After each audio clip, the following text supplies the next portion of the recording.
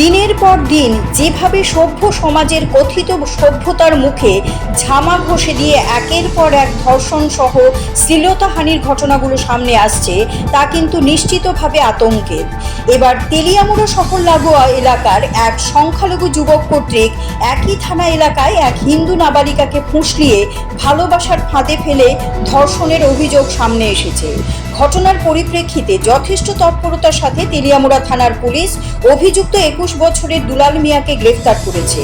গোটা ঘটনার পরিপ্রেক্ষিতে তেলিয়ামুড়া থানা সূত্রে জানা গেছে, দুলাল মিয়ার সাথে এক নাবালিকা হিন্দু মেয়ের ভালোবাসার সম্পর্ক ছিল।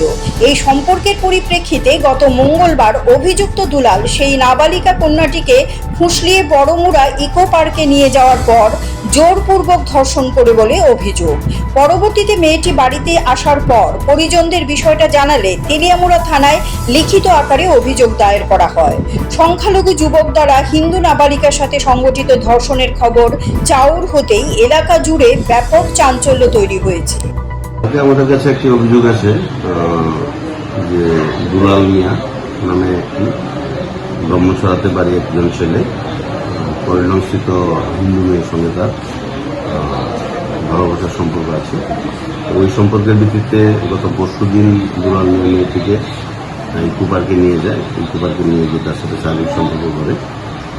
তো মেয়েটি নাবালিকা, তার বাবার অভিযোগের ভিত্তিতে আমরা একটি মামলা নিই, যার নম্বর হচ্ছে 2024 TLM 062 under section 64 BNS 4 of POCSO Act and 66E of IPA। আমরা তাকে কালকেই আমরা গ্রেফতার করি এবং আজকে আমরা তাকে কোর্টে সোপর্দ করব। দুলাল মিয়া, যিনি তোমার বয়স কত? দুলাল মিয়ার বয়স 21 বছর। CRI TV, channel for news and entertainment.